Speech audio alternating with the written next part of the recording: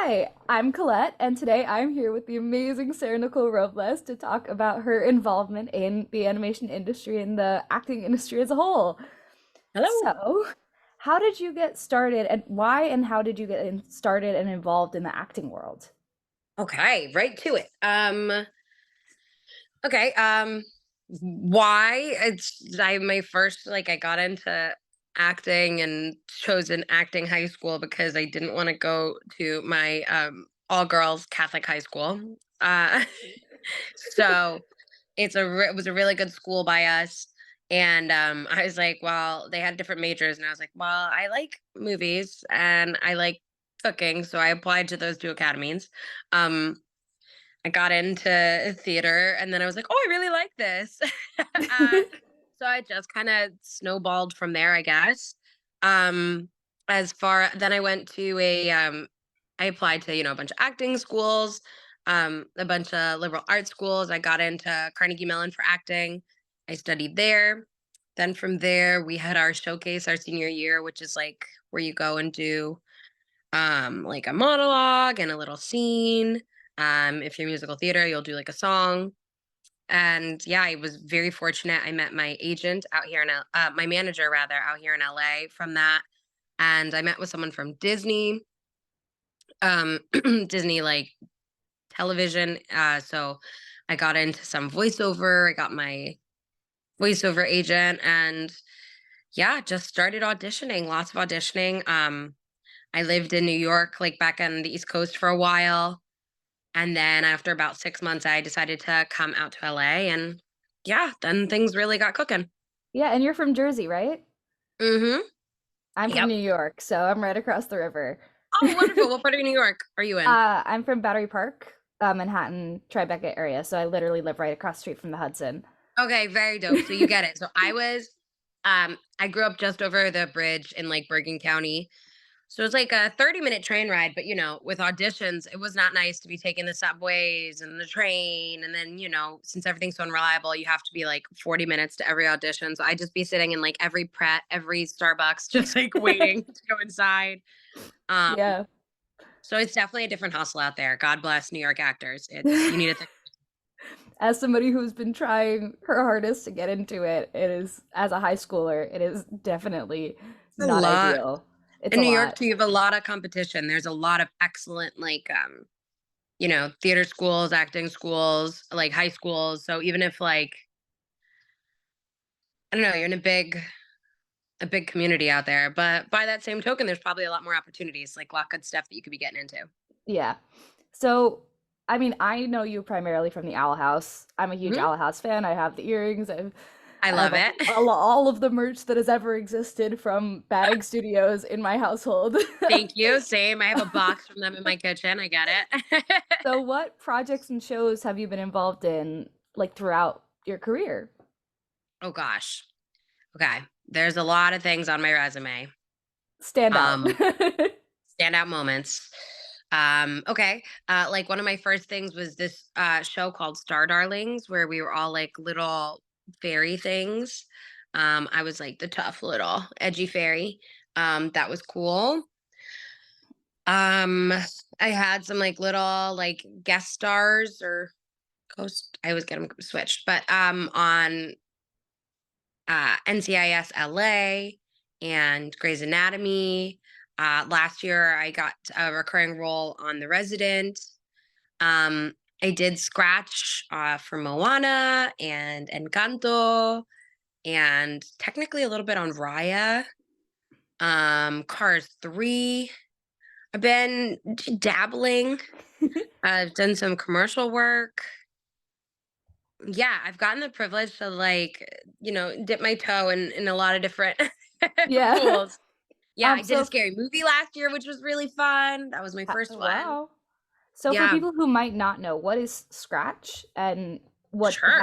what does that involve in the creation of shows? Because I mean, to my knowledge, you were not involved in Moana after Yeah, the no, Scratch was formally recorded. no. So I didn't know what it was either until I got hired. But it's basically there's Scratch for most things, but they don't usually hire actors. Like it'll be other people around the studio just for like temporary stuff, like if there's an issue or they're re-recording something. But for it happens a lot in like film animation because for movies that process is even longer. So, like Moana, they were working on like 5 or 6 years, I think. And so yeah, and they didn't find Ali'i until like way later in the game, but that doesn't mean they aren't having rough drafts and they aren't doing like little scripts. And they aren't doing, like different versions of the stories. So they need actors to come in and help them like figure out the script and the characters. And so it's a really fun part of the process because things change so much. I worked on Moana for years and I did scratch as Moana. And it was really crazy. Like in the beginning, Moana didn't have a mom and, like all these things. So I just saw her and the stories change a ton. And it was very fun to figure out those little moments. And then when I watched the movie, I was like, oh, like that, like that was my joke or that kind of thing. Like it's not like I'm writing, but you kind of help like understand moments and flesh out the characters. You get to, it's a lot more collaborative, like with the directors, like I don't know, you kind of get to get like the behind the scenes, like, here's what we're thinking, which you don't normally get. So I really love doing Scratch, even though, yeah, most of the time you get replaced. Like I was not Hawaiian, so I was never going to be Moana, and I knew that, but it was still so fun. Have you ever been Yeah. on a project where you were recording scratch and then ended up getting cast in the final production of it? Encanto, yes, but I'm not Mirabelle. I'm just like, I forget her name, Senora something. I like say one line, but it was super dope. And it was quite the honor because, like, obviously they have it's Disney, like the whole world of actors to pick from. So I was so excited. Yeah, and that was the first time I heard my voice in a movie theater. So that was pretty lit. That's Um, pretty cool. yeah, but yeah, there's all sorts of weird jobs in voiceover like that you didn't know exist. There's like things called loop groups. There's also like just additional voices. So like on Baymax, the TV show, they had me come in and I just did like a million different background voices. So I ended up being in 5 out of the 6 episodes, even though like I couldn't tell you any of my characters' names, like just because they're like randomly peppered throughout. So I don't know. That's I think why I really love voiceover. There's just like so many weird different things you can do and you don't have to be obsessed with the way you look, which can be distracting and tiring sometimes, being like, okay, paint my Yeah. face. You get it. But at least in theater, you're far away, on camera stuff and like commercials, like everything's like, Yeah, it's right there. So the pandemic really affected everybody. I mean, we were kind of oh locked my in our gosh, houses for 2 years. yes. How did it affect you and your role in the entertainment industry? And was it positive or negative? Oh gosh, I guess, hindsight's 2020. So I don't super know. I won't know, I guess, for like, until I guess we're really out of it. Cause promptly after like the pandemic, things were starting to get going again. And now we've been on strike for basically the whole year. Um, So personally, I was really depressed. I think like a lot of people, like we lost some people. The pandemic was just being shut up. Like as much of an introvert as I am, as much as I like being in my house, not having the choice is not fun. Plus, like there was so much we didn't know in the beginning. It was so scary. Um, yeah, it was really hard work wise. Thank God I'm in voiceover because otherwise I would have been doing nothing. Like production stopped for a while, like on camera, commercial stuff stopped for quite some time. Um, it changed like our industry. There's like so much testing now, for good reason. But, you have to be so, so, so careful because you have to test. Then when you land, you have to be careful the week before, obviously, it changed it in that respect. It obviously slowed things down, which sucks. Um, but I guess it was a good time for the Owl House because our show has like so much heart, so maybe it allowed more people to watch our show because we were all trapped at home. Yeah, that's when I So found it. yeah, that's what I mean. So maybe it was good for the Owl House, good for its exposure. But definitely as an actor, it was really hard. It was hard to keep trying to write, not write, like I know for our team it's hard to write, but like keep trying to create this magical fantasy world when the real world was super rough at that time. Yeah. Um, yeah. I actually a positive of that. I actually wrote about it. I'm a senior in high school and I'm applying for colleges. And in my college essay, I wrote it on cartoons and their impact on me as a person, and mainly the Owl House. And that I found the Owl House through Gravity Falls, through like trying to reconnect with like my childhood shows and going through all that and finding Luce, a character who felt like her world was falling apart, going into this real world, like this magical world, while that was also happening around me. It really definitely helped me to connect with the show as a person. And I also, you are name dropped in my college essay. Thank you. I'm so honored. That's a really cool essay. College essays are so hard. And also, I can't imagine how hard it was going to high school during the pandemic. It was definitely Oh, I'm tricky. really sorry. That sucks. Going There's into no high way. school. I was going into ninth grade when it started. Yeah. Oh my God, you had to start high school in the pandemic? That's the Yeah. absolute worst thing I could imagine. Ah, I'm so sorry. I feel so bad for you and like college freshmen. It's just like, how were you supposed to? So, did you meet people? Like, did you already have friends? How did you even make friends? I was going, so I'm in New York and the public school system is Yeah. definitely something. And you don't go up unless you're in a private school. And I didn't get into LaGuardia, I didn't get into Frank Sinatra, I didn't get into any of the talent schools because it was COVID year and it was so Yeah. tricky. So I was going into a brand new school, brand new people, and luckily my school was able to do hybrid learning. So I went in, I Oh, met like God. half of my grade and the other half I met over Zoom. And hybrid was so hard too. I know with like my niece and nephew, like every other week they were at home because of an exposure. Like it, that's so hard. But at least God, you got to meet people. Yeah. Whoa. I'm And it was sorry. I was also when I started getting into voiceover and, going on backstage and looking at audition stuff because I had nothing to do. wow. Yeah, why not? And while your setup is really legit, if you're going to Thank be you. starting voiceover, you have a better setup than some actors I know. So I did the research. yeah, Um, what you got to get next is like some good soundproofing, sound absorbing. yeah. So you mentioned the strike, and I know that it's Mhm. not necessarily affecting animation and games as much as it is live action, but how has it affected you as somebody who is part of the union and is going through all of this? Oh gosh, it's like taxing, but I'm very grateful. I haven't had to go back to like my other job yet. So I'm very grateful. We're able to pay our bills. I'm married too, so like I have a joint income, so we're surviving. We're totally fine, which is such a blessing. But I've been doing a lot more Comic Cons and stuff, because I had the time. Normally, it's really hard to leave town because you're not only missing auditions, right? Like all the auditions you would have gotten while you're here, but you're also can't book any jobs that would have been going well. So, um, that's been cool. I got to learn about that. That's been like a very distracting whole separate side of the business that I didn't know about. Um, but yeah, just trying to like go out there and protest as much as I can to remind people that like, hey, this is still happening and it sucks. And trying to educate myself. I've learned a lot more about our union since that happened.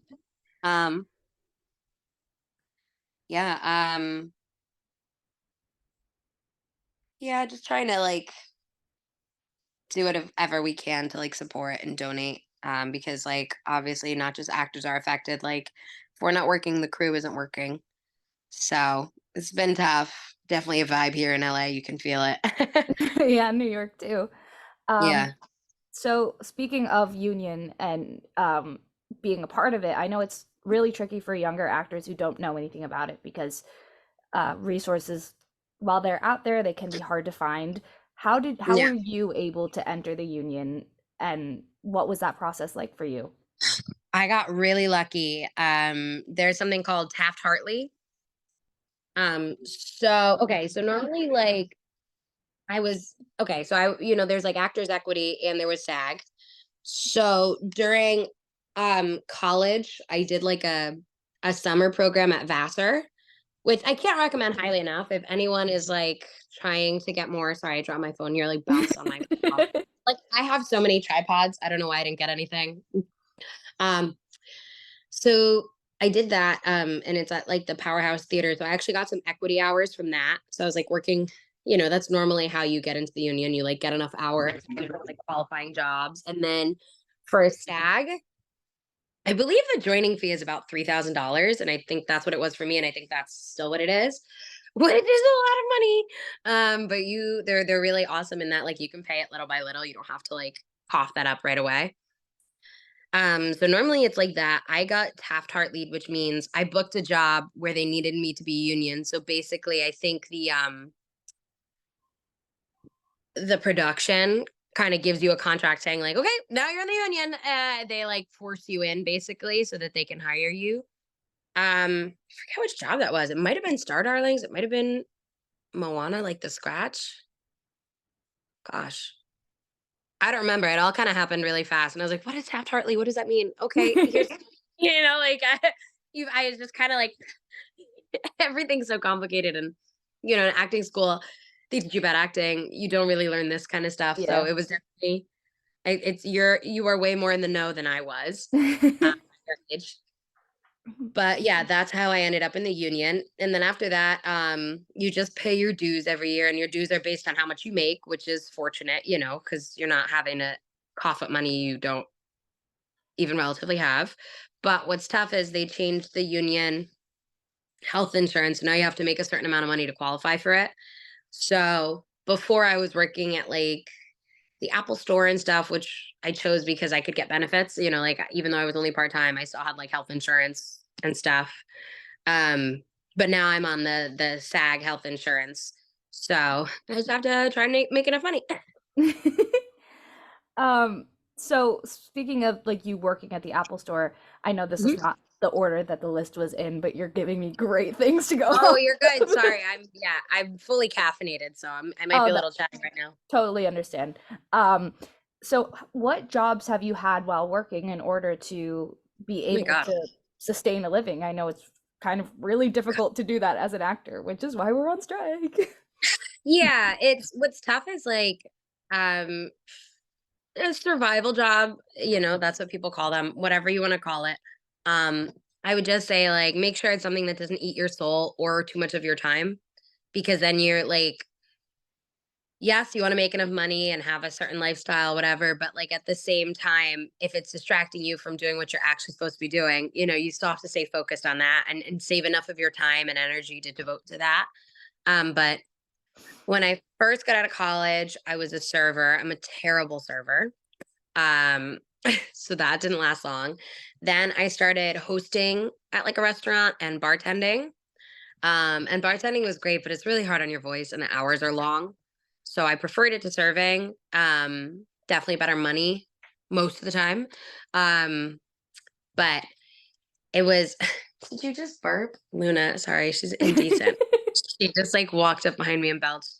Um, it was hard. Then I started working at the Apple store and the Container store because I was looking for something a little more reliable. In New Jersey, we only had like a 2 hour, a $2 an hour. That's what you make if you're a server. Yeah. Because it's expected that you'll get tipped, which is really messed up, which they're working on, I think. Yeah, everyone should have a livable minimum wage. Yeah. Tips are supposed to be a bonus, not what you make. So yeah, I made like no money if it wasn't busy. So I was like, let me go work in like a retail job because it's more consistent hourly pay. So I started working at the Apple store part time. I was working at the Container store like early in the mornings, like unloading the trucks. That way I still had time to go to auditions. The Apple store, I was just like trying to, like when I would get an audition, I'd try and switch my shift. If I didn't have an audition, I'd pick up a shift. So it is a lot of juggling and stress. I know a lot of actors who like nanny and stuff. I wish there was like a great job. I did so many research, so many like bouts of research rather. Like Yeah. there's not a perfect, amazing job. I think if someone knows it, please share it with everyone else. I know a lot of people who temp. During the pandemic, I worked at the Apple store like virtually from home. Um, I was working in like tech support, so like Genius Bar stuff. Um, the Apple store was nice because I felt like I got to use my brain, you know, um, a lot, in a different way. doing like Genius Bar stuff. The restaurant was really fun, like hosting because like yeah, you're also playing Tetris and like planning. So it's very like it's not like this is sucking your soul out. You're busy enough that like you don't think about it and you're like, oh my shift's over, you know? Yeah. Would I have preferred a chiller job? Yes. But chill jobs that you make good money in are not easy. You can also be a PA if you're resilient. I was one of Uh, those. yeah, it says, you know, it's a lot of work, really long, ungrateful hours, and not a ton of pay. But it's a great way to meet people and learn about the industry. Like just learning what people's jobs are on a set is makes you a better actor. That kind of thing. So ideally, if you could get a job related to the industry, I'm sure that would be wonderful. Yeah. I mean, I my didn't. goal is to work in marketing as a day job because acting is marketing yourself. Um, That's a great point. See? and like have a day job at like Broadway.com or something and then be able to go on auditions and Yeah, such. exactly. Well, then at least you're gonna have your what do you call it? Your finger on the pulse of what's going on too, which is Yeah.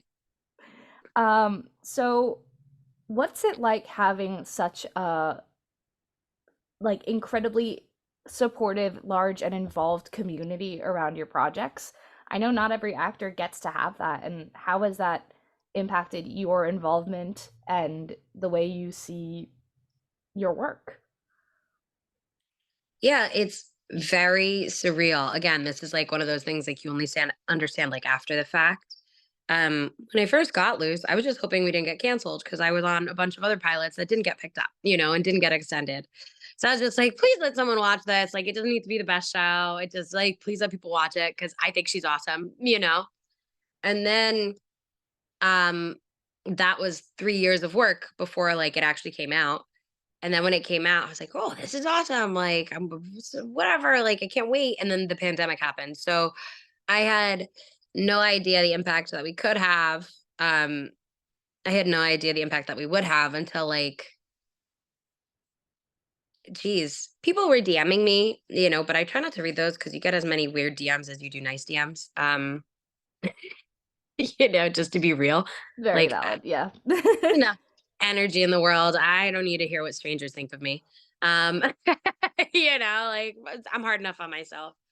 So, um, you know, I don't really pay attention to that stuff. So I think like it was more like my friends were watching the show. Like my husband's friend was like, "Oh my God, your wife is in that? I love that show." And I was like, "Oh, that's so weird." And then same thing, like my friend's kid was like, she's like, "Oh my God, you're in this show. Like my daughter is obsessed." And I was like, "Oh wow, that's cool." You know, like so it started for me in like smaller ways. And then we went to like New York Comic Con and it was like infinite people. And I was like, what is happening? You know, like I went to my first Comic Con, I think. So I'd gone to Comic Con before like the show had come out. So that was pretty chill for me because no one knew who I was. But then I'd done some like smaller ones, thank God, to like brace me for New York. Um, and that's when it started to hit me, like talking to real people because Yeah. I don't know, the internet's is like awesome as it is awful sometimes. Like people are fake and like you know, but it's another thing to wait in line to talk to someone and like have that person to person experience. So I think that's when it started to hit me and it was like overwhelming. Like sometimes people would say stuff to me and I was like, I don't even know what that like it takes a couple hours for it to like hit you, you know, like in the moment you're like, oh my God, yes, thank you. And then later you're like, holy cow, what happened? Like that's incredible. And you know, like I had so many people make me cry and send me like the kindest things on like Cameo and that kind of thing. So it is such a blessing, and it's, you know, like, as an actor, I can die happy. I think that's, like, always been my goal. I just wanna, like that's what the point of art is, to, like, help people, make people feel things, and if I made this many people feel something, like, I'm good. I could die happy. So if, like, nothing else happened after this, I did it. I did my thing, you know? So, like, obviously, I hope it does, but it's, you know, like, I've been out here for years and years and years doing gajillion auditions, like I said, I do anything I can that's acting. And so it's not often you get something that you get to be like so proud of, you know, that's like actually doing things and like all the representation for neurodivergent people and queer people, and like none of that existed, and brown people. None of that existed when I was a kid. So Yeah. it is such an honor, such a privilege, and I really can't believe all the places we got to go with our weird little nerd show. Yeah, I was there for the first New York Comic Con panel. Were you? Did I you see that girl was. dog me? This girl came up on the mic and was like, "I don't know who you are," and I was like, "We know. Yes, I I know remember I'm not that. supposed to be here. I know that. I asked Disney why they wanted me here." Everybody else was like, "No." No, I was She there for dogged she that. dogged me and Ricky. Ricky was our season 1, like, artistic director, and, like, she dogged both of us, and I was like, "It's okay, Ricky." Like, Oh, sorry, we not knew the this would first happen. one, the second one, the, like, Ah, big, the big, big second one. one. Okay, no one dogged me at the second one, No yeah. one dogged you. I was there They for were the nice. second one, and I did not. The only reason I was able to get in was because I splurged on the VIP pass. Um, the line wrapped around the I was hallway kidding! 3 times, and I had to leave. I got there, so I had my VIP pass, so I knew I was gonna get in, but I Yeah. left school. I skipped last period to be able to go. Thank you, I'm honored. Also, Of don't do course. that, naughty. Um, and I went and I was like, "Oh shoot." And I was like sitting in the aisle right in front of all of you, right in the center aisle, and I was like, "Oh shoot, I didn't get a real seat. I was just sitting on the aisle." And I was like, "I'm a fire hazard right now." But it's worth That's it for this. crazy! People were Yeah, they lined almost up didn't wanna, against the like, back let wall. my husband in, and I was like they were like, "There's no seats," and I was like, "That's can he please? Because like, my plus one. Yeah. Like, please, can he get No, in?" one of my favorite cosplayers, non-binate, said that they sat through like 4 panels just to have a front row seat, and they were the one dressed as Harpy Ida. Oh, yeah, they're Yeah, incredible. I know them. They're yeah. And they sat through like 4 panels, the Avatar, Big City Greens, and I think Teenage Mutant Ninja Turtles panels, all so they could come to the Owl House one. non-binary too was, like, a real one. They were at, like, the very first Comic-Con dressed as Ida, like, before the show had Yeah, even come out. Incredible. yeah. And Absolutely incredible.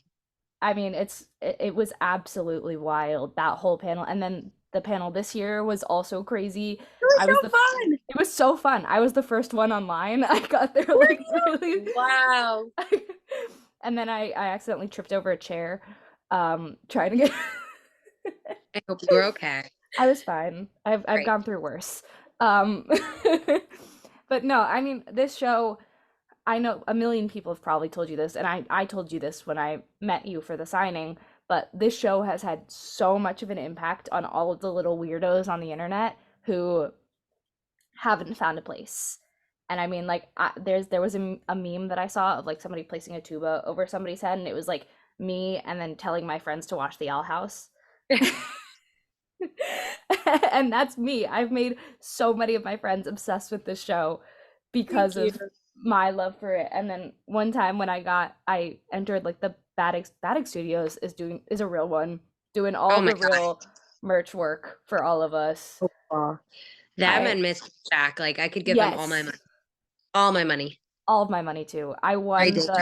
the print that you and Dana signed, Nice. the the Us Weirdos Stick Together one, and I think it might have even been the first print that I ever got, the first signed print that I Aw, ever got, and it was like the happiest that I'd ever been, and it was like the first thing I'd show off to all of my friends when they'd come to my house.